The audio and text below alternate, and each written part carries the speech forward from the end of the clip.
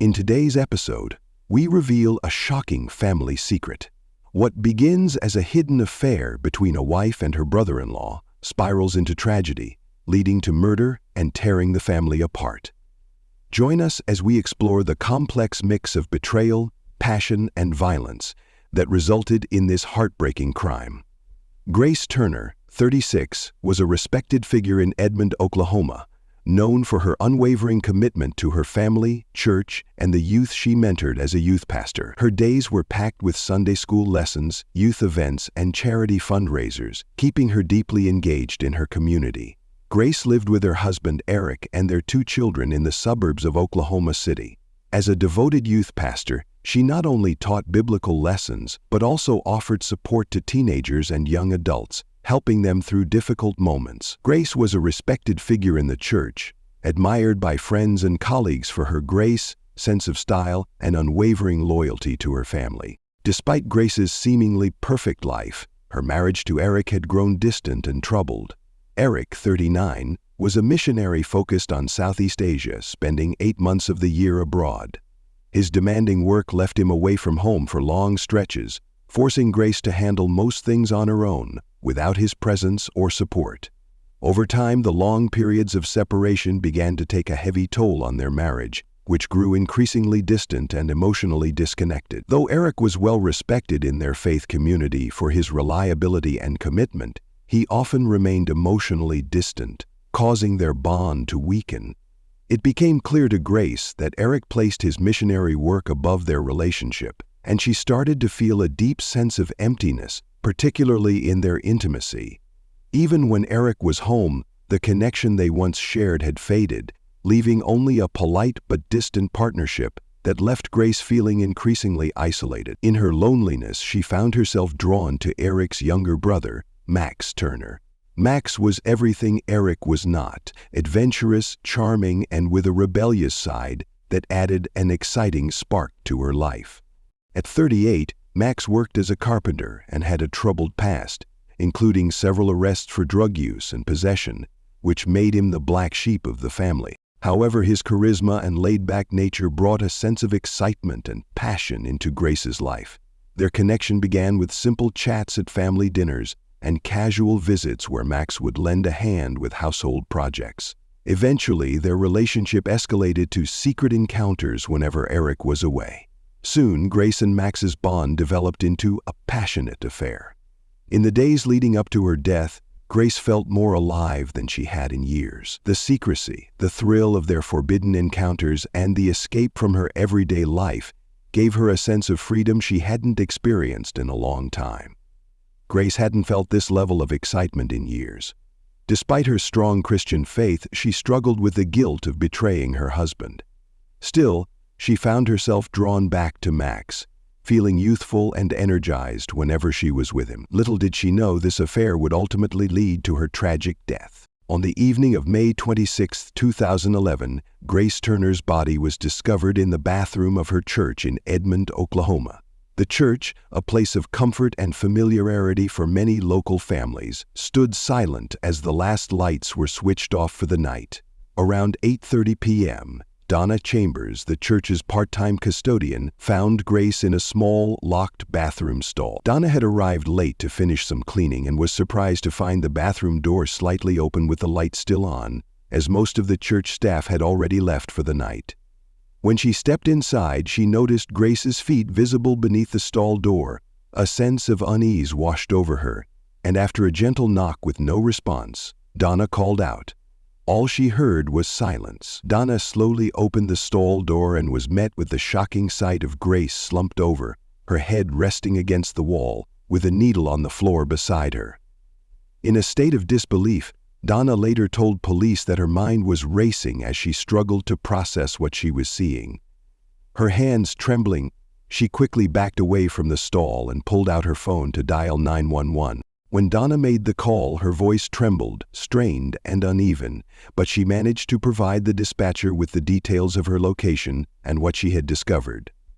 Her composure quickly shattered, and soft sobs could be heard as she stayed on the line, describing Grace's lifeless body in the stall. Outside the bathroom, Donna paced anxiously, whispering prayers under her breath, clinging to a hope for a miracle she knew in her heart would never come. The first responders arrived just minutes after Donna's call. Officers and paramedics rushed into the church, breaking the stillness with the sounds of muffled radios and hurried footsteps. An EMT quickly attempted CPR, but after a brief effort, Grace was pronounced dead at the scene.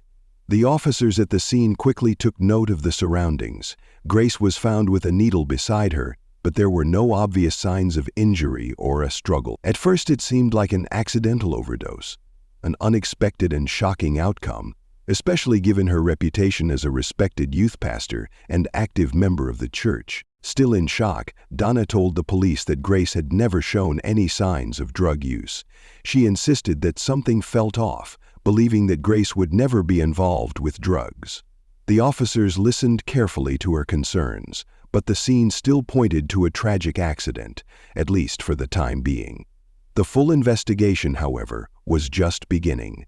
When the Edmond Police Department arrived at the scene on May 26, 2011, they were faced with a puzzling situation. Grace Turner, a respected youth pastor and beloved member of her church, was found slumped over in a bathroom stall with a heroin needle still in her arm. Detective James Carver, a seasoned investigator known for his keen attention to detail, was one of the first to examine the scene. Along with his partner, Detective Sarah Maritel, Carver had handled numerous overdose cases before, but something about this one didn't sit right. The small, dimly lit bathroom didn't immediately suggest foul play, yet it didn't quite make sense for someone like Grace either. Detective Carver interviewed Donna Chambers, the church custodian who had discovered Grace's body. Donna firmly stated that Grace was the last person she would expect to be involved with drugs and urged the police to investigate further. While Donna's account seemed logical, the presence of the needle pointed to a heroin overdose, causing some officers to entertain the possibility that Grace might have been hiding a secret addiction. As the investigation progressed, the police team found themselves divided. Detective Carver was inclined to believe there was foul play involved, trusting his instincts that there was more to the case than just an overdose. Detective Maritel, on the other hand, considered the possibility that Grace had been secretly battling a drug problem, hiding it from her family and church. Detective Maritel knew that cases like this could often surprise even those closest to the victim. What added to the confusion was the unusual state of the scene. The needle, placed almost too neatly beside Grace's hand, seemed oddly positioned, almost as if it had been staged. This detail raised more questions than answers for the investigators. The detective considered several possibilities. Could the needle have been placed to mislead them? Was Grace murdered with the needle used as a prop to divert attention? Or was her death the result of a drug deal gone wrong, a hidden side of her life that had finally caught up with her? To gather more answers, Detective Carver instructed officers to conduct a thorough search of the area. Meanwhile, Maritel began checking Grace's phone for any recent messages or calls, and they reviewed security footage, hoping to spot any unfamiliar faces entering or leaving the church. Meanwhile, forensic analysts carefully examined the needle and Grace's clothing for any fingerprints or other potential clues that might point to an intruder. The evidence was inconclusive, leaving the police with an unsettling dilemma. There were no clear signs of a struggle, but the scene didn't align with Grace's well-established reputation or lifestyle, further complicating the investigation. Amid a surge of high-profile drug crimes making headlines, the police felt mounting pressure to solve the case quickly. Was Grace Turner yet another tragic victim of addiction, or had someone exploited her faith and her prominent role in the community for a darker, more twisted purpose? Eric Turner, Grace's husband, quickly became the first person of interest in the investigation. Eric and Grace had met over 15 years earlier at a Bible college in East Texas, where their relationship had begun. The two quickly formed a strong bond, united by their shared commitment to their faith and a belief in living lives of service. They married shortly after graduation and began building a life grounded in their religious values. Eric working as a missionary in Southeast Asia, while Grace took on roles as a youth pastor and Sunday school teacher in Oklahoma. However, as the police would soon discover, their marriage was far from the perfect union it appeared to be on the surface. Eric was forthcoming with the police about the growing distance between him and Grace in recent years. He explained that his missionary work kept him away for 8 months of the year, and when he was home, he noticed that Grace seemed increasingly distracted, distant, and often absent from their shared life. According to Eric, their relationship had become emotionally distant over time, with the couple living more like roommates than a married couple. As Eric put it, "We hadn't made love since 2002. When the police pressed him further, he reluctantly admitted that he and Grace hadn't been intimate in nearly a decade. He seemed regretful, expressing a sense of sorrow and wishing he had done more to restore the warmth and connection in their marriage. Detectives James Carver and Sarah Maritel took note of Eric's words carefully. As the investigation progressed, the police team began to wonder if Eric's long absences and the growing distance in his relationship with Grace could have sparked feelings of jealousy or resentment, emotions that often play a role in domestic violence. However, as they dug deeper into Eric's background, they uncovered a shocking revelation that would shift the investigation in an unexpected direction. A routine check of Eric's online activity led detectives to a secret Facebook account under a different name, which he had used while working abroad. Through this account, they uncovered photos and posts that painted a startling picture. Eric was living a double life. While he had told friends, family, and his church that he was devoted to missionary work in Southeast Asia, the evidence suggested he had spent much of his time in the Philippines, where he had a second family. Eric had a Filipina partner named Cookie Santa Cruz and 2 young children with her, something he had managed to keep completely hidden from everyone back home in Oklahoma. When confronted with this revelation, Eric reluctantly admitted to living a double life, but he insisted that his secret family had no connection to Grace's death. However, the detectives couldn't overlook the potential implications of Eric's deceit, which now cast a shadow over his involvement in the case. Eric's hidden family raised significant questions about his commitment to Grace and his overall character, casting a new light on the dynamics within the Turner household. The revelation of his secret life, particularly his second family, added a layer of complexity to the investigation. Did Grace know about Eric's affair? Could her recent distracted behavior and emotional distance have been triggered by discovering his secret? Eric's web of lies now opened up new possibilities, calling into question his credibility as a grieving husband and further complicating the search for the truth. Detectives continued to press Eric, but he maintained a calm and composed demeanor throughout the questioning. Despite his cooperative attitude, the police couldn't rule out the possibility that his strained marriage and the deception surrounding his secret family played a role in Grace's mysterious death. This unexpected revelation forced investigators to reevaluate the case, now wondering if there were even more secrets lurking within the Turner family that could shed light on the truth. On May 27, 2011, as the investigation into Grace Turner's death appeared to be stalling, a surprising twist surfaced that gave detectives a new lead. The breakthrough came on a sunny afternoon with temperatures reaching the mid-80s, a typical spring day in Edmond, Oklahoma. Detective Sarah Maritel was reviewing Grace's digital footprint when she uncovered a series of explicit text messages between Grace and her brother-in-law, Max Turner. The messages, hidden in a separate messaging app on Grace's phone, revealed a shocking secret. Grace had been having an affair with Max. The texts painted a vivid and unsettling picture of the complicated and secretive relationship between the two, filled with passionate exchanges that left little to the imagination. Messages dated just days before Grace's death revealed growing tension between the two. In one conversation, Grace expressed feelings of guilt and threatened to end the affair, telling Max that she could no longer bear the deception. She even hinted at the possibility of confessing everything to her husband, Eric, revealing a sense of internal conflict and uncertainty. Max's replies were desperate, filled with pleading requests for sex and emotional appeals for Grace not to leave him. Detectives were struck by the intensity of his words, which suggested that Max was deeply attached to the affair and terrified of it coming to an end. These messages immediately shifted the direction of the investigation, raising new questions about Max's potential involvement in Grace's death. Up until this point, police had been uncertain about the exact motive behind Grace's death. with theories ranging from an accidental overdose to a potential robbery gone wrong. But now, the affair seemed to be the key to understanding what led to her murder. Detectives Maritel and Carver began to focus on Max as a prime suspect, questioning whether Grace's plan to end the affair had pushed him to take drastic and violent action to prevent it. Further analysis of the messages uncovered an additional layer of complexity. Grace's text history revealed that she had recently updated her will, naming Max as a partial beneficiary. This revelation raised new questions. Was Max motivated solely by love and jealousy, or could financial gain have been a driving factor in his actions? The possibility that money played a role in Grace's death added a troubling new dimension to the investigation.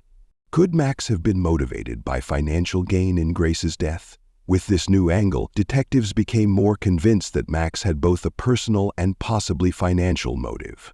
Equipped with this fresh evidence, the police brought Max in for another round of questioning. This time, they focused on probing the details of his relationship with Grace and her recent decision to end things with him. The revelation of the affair, along with Grace's updated will, cast Max's actions in a more suspicious light, providing detectives with a clearer direction for their investigation.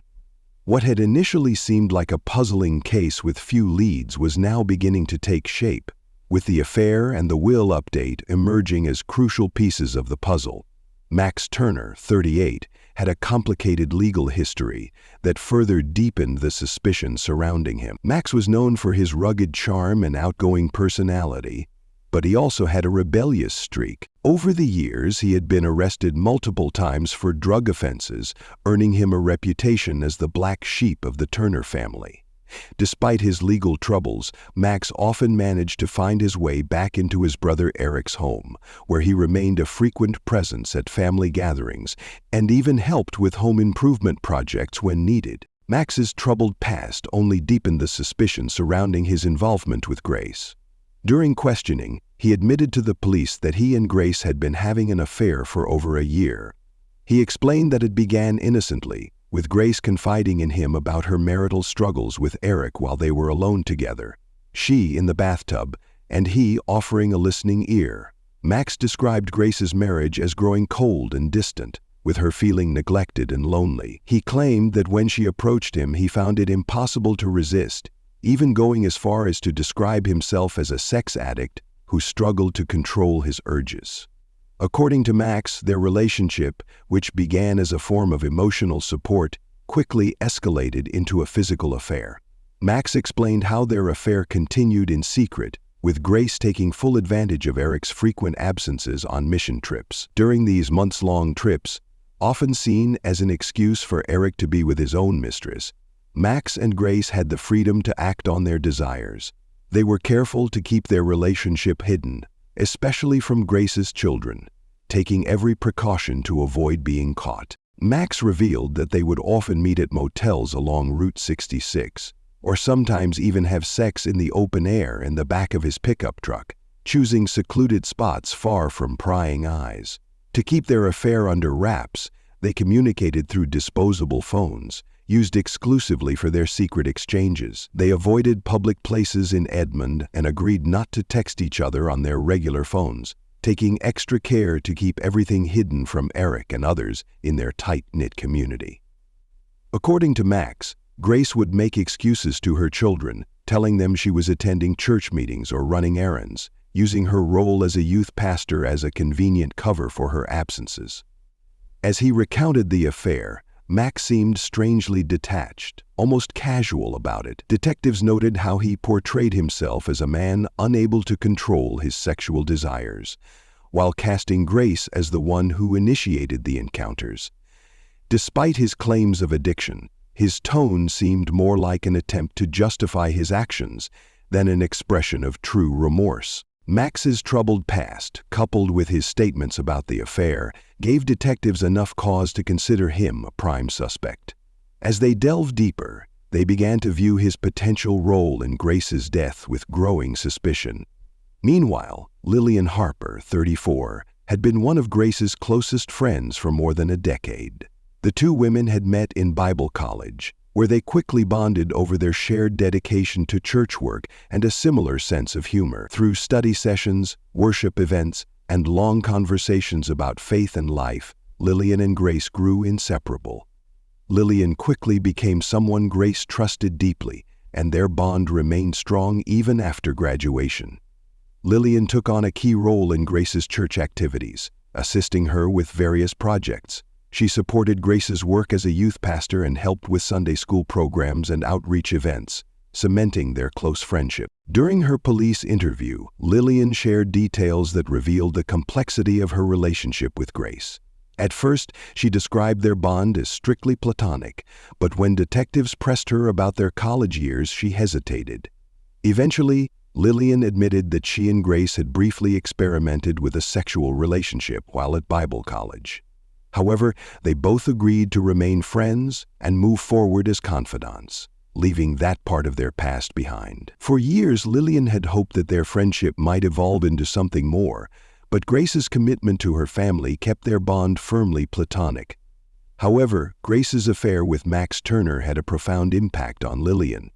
She revealed that she was aware of the affair and, as a concerned friend, had even advised Grace to think carefully about the potential consequences if Eric ever found out. Though Lillian had always been a supportive friend, she privately struggled with feelings of jealousy and hurt, watching Grace turn to someone else when she had always been there for her. When detectives questioned Lillian about her knowledge of Grace's final days and her reaction to the affair, Lillian admitted that she had urged Grace to end things with Max for the sake of her marriage and family. She expressed concern for Grace's well-being and believed it was time for her to make a clean break. However, Lillian's responses seemed tinged with bitterness, as though Grace's choices had left her feeling more betrayed than she was willing to admit. Detectives began to wonder if these unresolved emotions, coupled with her long-hidden romantic feelings, could have played a role in motivating Lillian to harm Grace. To dig deeper, they pressed her about the night Grace died, hoping to uncover any inconsistencies or clues that could shed light on her involvement. Lillian confirmed that she had been at home the night Grace died, but she grew noticeably uneasy when the topic of Max was brought up. Although she denied any involvement in the crime, her responses were inconsistent and raised suspicions. With her history of unrequited love and her close proximity to Grace's secret life, Lillian became another key person of interest in a case that was becoming more tangled and complex by the day. In the early morning hours after yet another secret encounter, Max Turner's growing jealousy and frustration reached a tragic climax. At 38, Max had become increasingly obsessed with Grace. What had started as an exciting affair, a stark contrast to their otherwise restrained lives, had taken a darker turn in recent weeks as Grace began hinting that she wanted to end things. Max, feeling desperate and threatened by the idea of losing her, was unable to control his emotions, leading to a tragic and violent outcome. On the night of her death, after meeting one final time at her church, Grace told Max that it was truly over. She planned to confess everything to her husband Eric and acknowledge that their affair had been a mistake she couldn't continue. Max, overwhelmed by a surge of anger and hurt at the thought of losing her and being rejected, was unable to control his emotions. He had hoped their relationship would lead to something more, but deep down he knew it was slipping away, leaving him with a sense of betrayal and desperation that would ultimately drive him to a tragic decision. In a fit of rage, Max grabbed Grace by the shoulders, demanding that she reconsider. Their argument escalated quickly, and consumed by a painful mix of anger and despair, he pressed his hand over her mouth, silencing her as she struggled. In that moment, as Grace's resistance faded, Max suddenly realized the enormity of his actions. A wave of panic swept over him as he understood the irreversible step he had just taken. Max knew he had to make the scene look like anything other than a murder. In a frantic panic, he remembered a needle of heroin that had been left in his truck from an old incident. Desperate, he planted the needle in Grace's arm, hoping to stage her death as a drug overdose. He hoped that, with this false evidence, the authorities would believe the story of a tragic accident, rather than the brutal truth of what had just occurred. Max hoped that if the scene looked like an accidental overdose, the focus would shift elsewhere, especially since no one knew about his affair with Grace. However, when the police arrived, the scene didn't quite add up. Investigators quickly noted that the needle was placed awkwardly, as if it had been planted, and there were no fingerprints on it. The details didn't align with the story Max was trying to sell, raising suspicions that something far darker had occurred. Grace had no history of drug use, and the toxicology reports later revealed inconsistencies with a typical overdose. Max's troubled history with drugs, combined with his recent arguments with Grace, only deepened suspicions. After interviewing both Lillian and Eric, detectives decided it was time to confront Max directly, knowing the truth was likely far darker than the story he had tried to spin. The interrogation started off calm, but as the detectives pressed Max, his story began to unravel. Details shifted, and his nervous body language, constant fidgeting, avoiding eye contact, raised red flags. He deflected questions and struggled to maintain consistency. As the evidence mounted, it became clear that Max had been the last person with Grace before her death.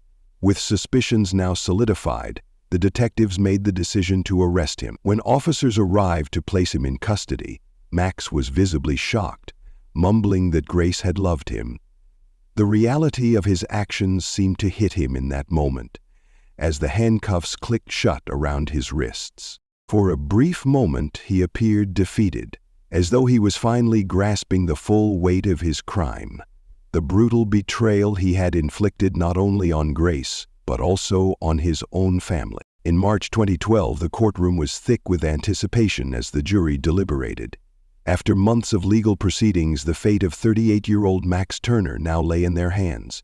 He had been charged with the murder of his sister-in-law, Grace Turner. The tension was palpable, with everyone waiting for the verdict that would determine the outcome of a case marked by betrayal, passion, and tragedy. The prosecution, headed by District Attorney Paula McNeil, had painted a chilling portrait of Max as a man consumed by jealousy and obsession, whose rage exploded in a violent outburst. In contrast, his defense attorney, Thomas Kent, tried to argue that Grace's death was an unfortunate accident, seeking to undermine the evidence pointing to a deliberate act. When the judge finally read the verdict, guilty of first-degree murder, Max's expression remained emotionless, but his clenched fists betrayed the turmoil inside. The room fell into a heavy silence, the weight of the decision sinking in as the reality of his fate began to settle. The sentencing, scheduled for later that month, delivered the final crushing blow: life in prison without the possibility of parole. It was a sentence that hit Max like a weight he couldn't escape, forcing him to confront the harsh reality of his actions.